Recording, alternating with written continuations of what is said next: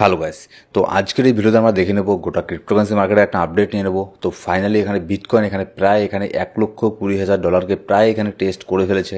$1,18,100 এখানে চলে গিয়েছে, আর একটুখানি এখানে পাম্প হলে বিটকয়েনের প্রাইস $1,20,000 পর্যন্ত এখানে চলে যাবে।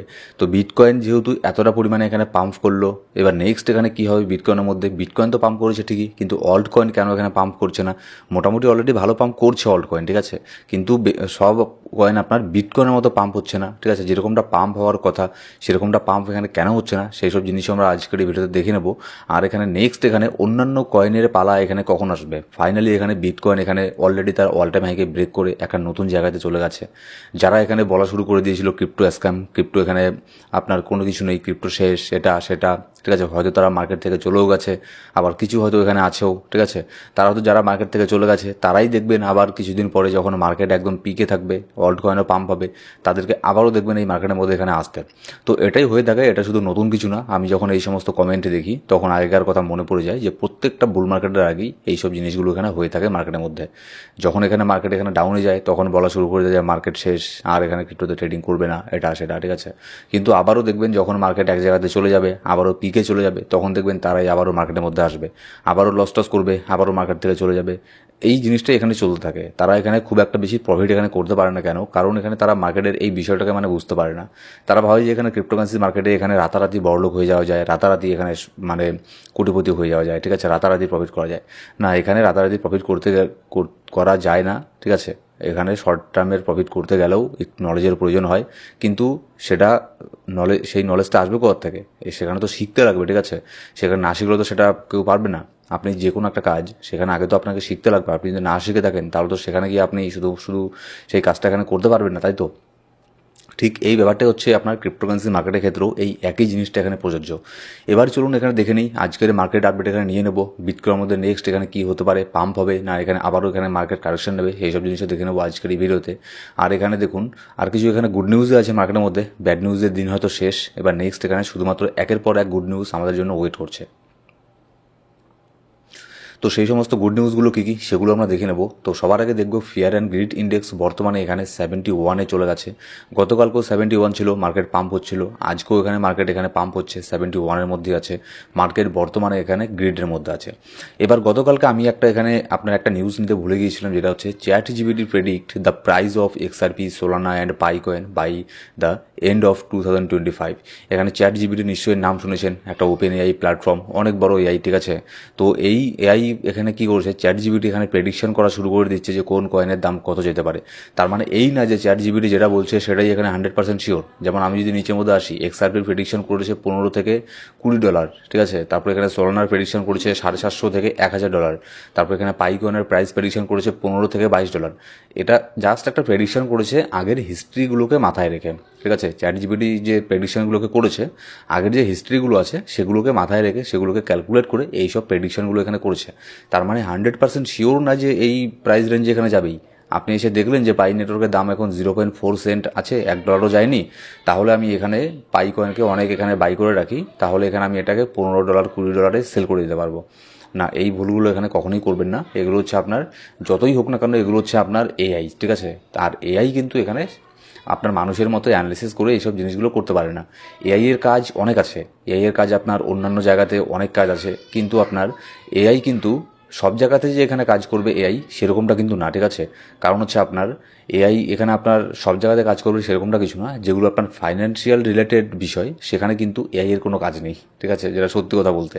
কারণ এগুলোতে অনেক কিছু চিন্তাভাবনা করতে লাগে, অনেক কিছু এখানে আপনার দেখতে লাগে, অনেক কিছু মার্কেটে রিসার্চ এখানে করতে লাগে, তারপরেই এখানে ইনভেস্ট এখানে করতে লাগে।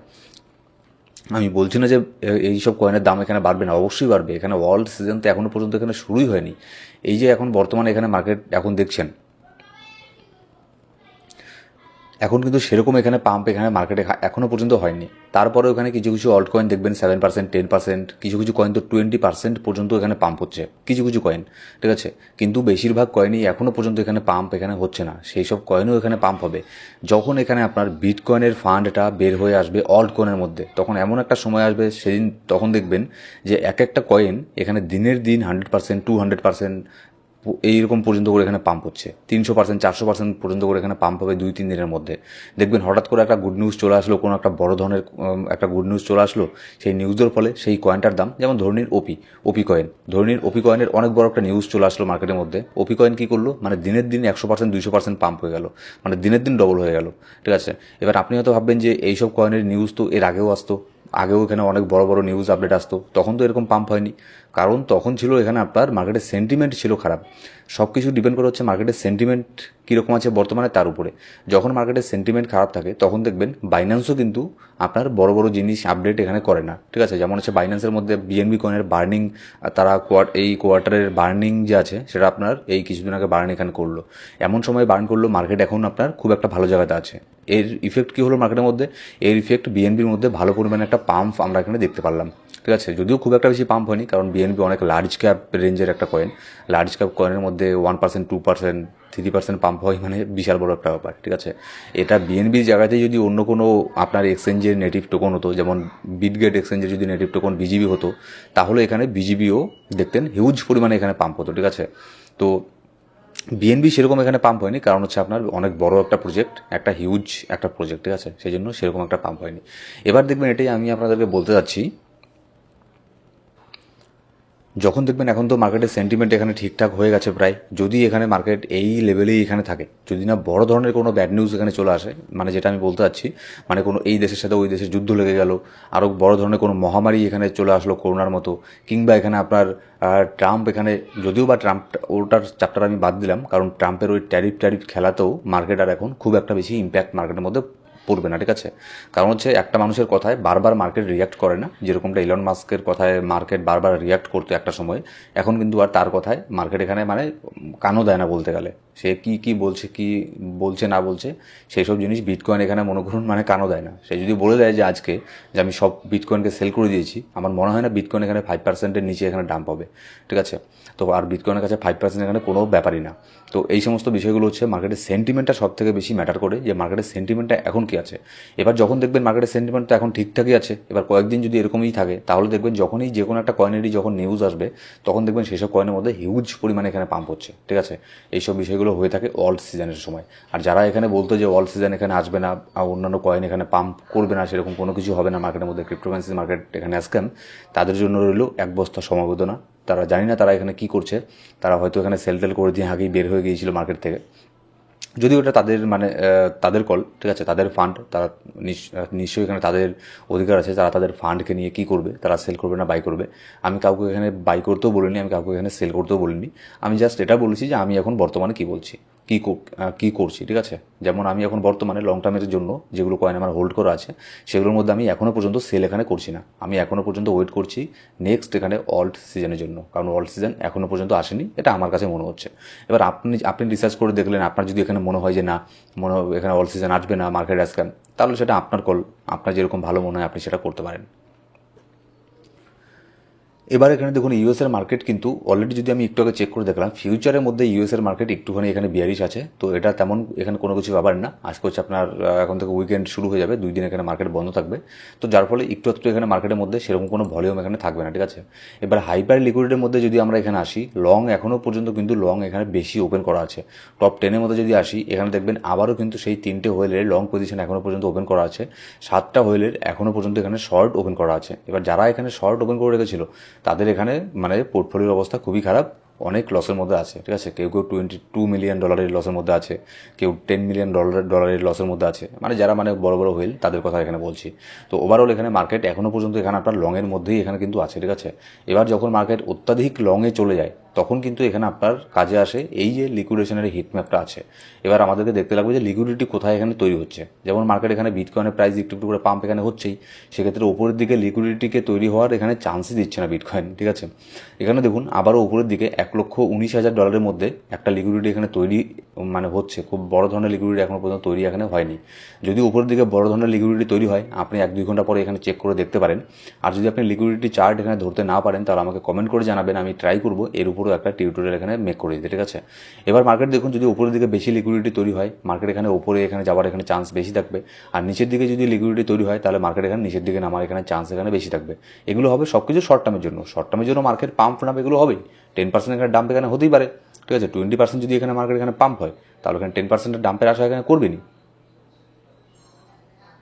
ঠিক আছে, এরকম তো না যে মার্কেট রকেটের মতো করে এখানে উপরে যাবে। হ্যাঁ, মার্কেট পাম্প হলে এখানে একটুখানি এখানে কারেকশন হবেই, কিন্তু একটা ব্যাপার কি, যখন বুল মার্কেট থাকে, কারণ সব দিকে এখানে আপনার বড় বড় নিউজ থাকে, ঠিক আছে, সব দিকে বড় বড় যারা ইনস্টিটিউশন আছে তারা এখানে বাই করতে থাকে, যার ফলে এখানে আপনার বুল মার্কেটের মধ্যে ব্যাড নিউজ আসলো সেরকমটা এখানে ইফেক্ট পড়ে না, আর মার্কেট কারেকশন হলো সেরকম খুব একটা বেশি কারেকশন হয় না, যেরকমটা হয় বিয়ার মার্কেটের মধ্যে। বিয়ার মার্কেটের মধ্যে কি হয়, মার্কেট পাম্প করে এখানে 20%, কারেকশন নেয় 40%, ঠিক আছে, মার্কেট পাম্প করে এখানে 10%, কারেকশন নেয় 20%, কিন্তু বুল মার্কেটের মধ্যে হয় এর অপোজিট, মার্কেট এখানে পাম্প করবে 20%, কারেকশন নেবে 10%, পাম্প করবে 40%, এখানে কারেকশন নেবে 20%, এরকমটা হয় বুল মার্কেটের মধ্যে। এবার গতকালকেও ইটিএফের মধ্যে মোটামুটি ভালো একটা বাইং প্রেশার আমরা দেখতে পেরেছি বিটকয়েনের মধ্যে। বিটকয়েনের মধ্যে এখানে মানে কবে মানে যখন এখানে বিটকয়েনের প্রাইস 1,10,000 ছিল তখনও তারা বাই করছে ETF, black rock, Michael seller, ঠিক আছে, মাইক্রো স্ট্র্যাটেজি। যখন বিটকয়েনের প্রাইস এখানে আপনার 90,000 ছিল তখনও তারা বাই করে চলেছে। তো এই জিনিসগুলো আপনাকে বুঝতে লাগবে যে তারা এখানে বোকা না, ঠিক আছে। ইটিএফের মতো বড় বড় কোম্পানি, মাইকেল সেলারের মতো এত বড় একজন মানে মানুষ, তাদের এত বড় একটা কোম্পানির সিইও, তারা এখানে বিটকয়েনকে বাই করছে, আপনার ক্রিপ্টোকারেন্সি মার্কেটের মধ্যে এখানে আছে, ইথিরিয়ামকে বাই করছে, তারা এখানে বোকা না, ঠিক আছে। তো এখান থেকে এখানে বুঝে মানে নিতে হয় যে এটা মানে ডাম্প হওয়ার চান্স খুবই এখানে কম আছে। যদিও এগুলো ফাইন্যান্সিয়াল রিলেটেড বিষয়, সব কিছু ওপেনলি এখানে বলা যায় না, ঠিক আছে। তো যার ফলে এইসব জিনিসগুলো নিজেকেও মাঝে মধ্যে এখানে বুঝে নিতে লাগে যে তারা যেহেতু এখানে বাই করছে, ইনস্টিটিউশনাল এখানে বাই করছে, তারা প্রফিট বুক করছে না, তাহলে নিশ্চয়ই এখানে কোনো না কোনো কিছু ব্যাপার এখানে আছে। এবার এখানে বিটকয়েন দেখুন, বিটকয়েন অলরেডি জাস্ট এখানে কিছুক্ষণ আগে অ্যামাজনকে এখানে আপনার অ্যামাজনের মার্কেট ক্যাপকে ফ্লিপ করে ওপরে চলে আসে। এখন বর্তমানে গোটা পৃথিবীর মধ্যে এখানে 5 নম্বরে আছে আপনার হচ্ছে বিটকয়েন, ঠিক আছে। আপনার মোটামুটি 2.36 ট্রিলিয়নের ইকোনমির মধ্যে চলে গেছে, 2.36 ট্রিলিয়ন এখানে ভ্যালুয়েশনে চলে গেছে, ঠিক আছে। যেখানে অ্যামাজন শুধুমাত্র 2.35, একটুখানি কম, জাস্ট কয়েক ঘন্টা আগেই বিটকয়েন অ্যামাজনের আপনার মার্কেট ক্যাপকে এখানে ওভারটেক করে উপরে চলে গেল। এবার বিটকয়েনের জন্য নেক্সট এখানে আছে হচ্ছে আপনার অ্যাপেল, আইফোন, ঠিক আছে, যেটাকে আমরা জানি। এবার অ্যাপেল, তারপর হচ্ছে মাইক্রোসফট, তারপরে এনভিডিয়া, তারপর হচ্ছে গোল্ড। তো এখনও দেখুন এখানে গোল্ডের যদি টোটাল এখানে আপনার ভ্যালুয়েশন দেখেন $22 ট্রিলিয়ন, ঠিক আছে। তো বিটকয়েনও এরকম একদিন এরকম জায়গাতে যাবে, হয়তো সেদিন আমরা এই জায়গাটা দেখার জন্য হয়তো হয়তো সেদিন থাকবো না কেউ, কিন্তু একদিন না একদিন বিটকয়েন গোল্ডের এই জায়গাতে এখানে যাবে। 22 ট্রিলিয়ন ইকোনমি বর্তমানে গোল্ডের আছে, ঠিক আছে। এর ধারে কাছে অবশ্যই বিটকয়েন একদিন যাবে, কারণ বিটকয়েনের টেকনোলজিটাই এরকম। যারা টেকনোলজিকে বোঝে, ঠিক আছে, তারা কিন্তু এইসব জিনিসগুলো এখানে রিলেট করতে পারবে আমার সাথে, যে আমি কি এখানে কী বলতে চাইছি আর কেন বলছি যে গোল্ডের ওখানে বিটকয়েন একদিন না একদিন এখানে যাবেই। এবার এখানে দেখুন 3 major announcement at US crypto week next week. এখানে আর কিছুদিন পরে এখানে 14 তারিখে এখানে ইউএস এর মধ্যে ক্রিপ্টো উইক এখানে শুরু হবে, ঠিক আছে। এবার এই ক্রিপ্টো উইকের মধ্যে কিন্তু অনেক বড় বড় নিউজ এখানে বের হয়ে আসতে পারে মার্কেটের জন্য, যেগুলো ভালো, এরকম কিছু নিউজ আপডেট এখানে বের হয়ে আসতে পারে, যার ফলে এখানে দেখুন আপনার মার্কেটও কিন্তু অলরেডি এখানে পাম্প করছে। এখানে দেখুন আরেকটা এখানে ব্যাপার কি, একটা মানে কথা আছে sell the rumour buy the news. এখানে কি হয় যে ক্রিপ্টো উইকের মধ্যে হয়তো ইউএসের মধ্যে অনেক বড় বড় কিছু আপডেট এখানে নিয়ে আসবে, আর 14 জুলাই থেকে 18 জুলাই পর্যন্ত ক্রিপ্টো উইক এখানে শুরু হবে। তো সেখানে অনেক কিছু হয়তো বড় বড় কিছু এখানে আপডেট নিয়ে আসা হবে, যার ফলে এখানে মার্কেট এখানে রিয়াক্ট করছে। একটা থিওরি আছে মার্কেটের মধ্যে, সেটা স্টক মার্কেট হোক, ফরেক্স মার্কেট হোক, ক্রিপ্টো মার্কেট হোক, সব মার্কেটেই এখানে এই কথাটা খাটে, যেটা হচ্ছে মার্কেটের মধ্যে কোনো বড় ধরনের গুড নিউজ আসার আগেই মার্কেট এটা বুঝতে পারে যে একটা গুড নিউজ এখানে আসবে, যার ফলে মার্কেট অলরেডি পাম্প হয়ে যায়। যার ফলে আপনারা এরকম অনেকবার দেখেছেন যে মার্কেট এখানে পাম্প হয়ে গেল, তারপরে কোনো গুড নিউজ আসলো। এবার যখন গুড নিউজটা আসে তখন সবাই ভাবে যে মার্কেট এখান থেকে আরও পাম্প হবে, কিন্তু না, সেখান থেকে মার্কেট এখানে ডাম্প হয়ে নিচের দিকে চলে আসে। কেন হয়? ওই যে buy the rumour sell the news, মানে আপনার বড় ধরনের গুড নিউজ আসার আগেই মার্কেট অলরেডি পাম্প হয়ে যায়, তারপরে গুড নিউজ যখন আসে মার্কেট সেখান থেকে ডাম্প হয়। এরকমটা আমরা দেখেছি আপনার বিটকয়েনের ইটিএফ অ্যাপ্রুভ হওয়ার সময়, এরকমটা দেখেছি ডোনাল্ড ট্রাম্প প্রেসিডেন্ট হওয়ার সময়ও দেখেছি, ঠিক আছে। তার আগে এখানে মার্কেট পাম্প হয়ে যায়, কিন্তু প্রেসিডেন্ট হওয়ার পরে ইটিএফ অ্যাপ্রুভ হওয়ার পরে সেরকম কোনো পাম্পই হচ্ছে না বিটকয়েনের মধ্যে।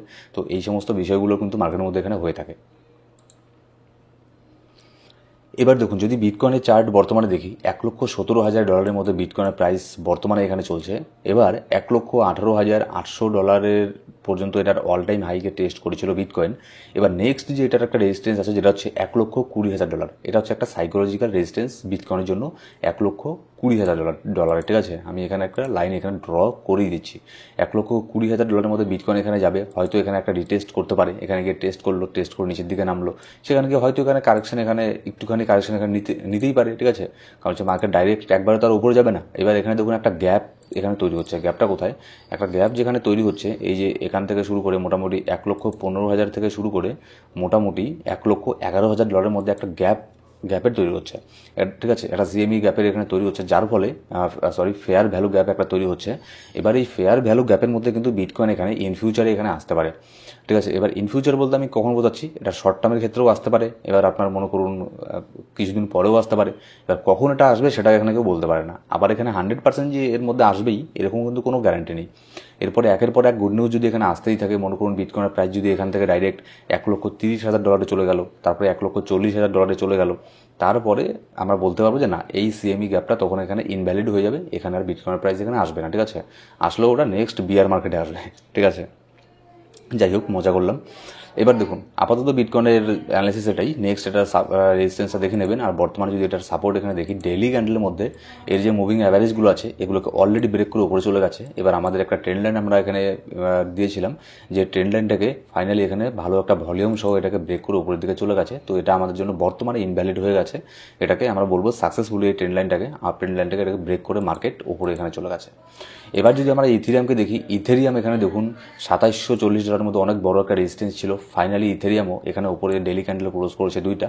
এবার নেক্সট ইথেরিয়ামের জন্য একটা রেজিস্ট্যান্সকে ফেস করেছে, যেটা হচ্ছে $3,000 মধ্যে। এবার $3,000 মধ্যে আমি কেন রেজিস্ট্যান্সটাকে বললাম, কারণ হচ্ছে দেখুন চার্ট সব কিছু এখানে বলে দেয়।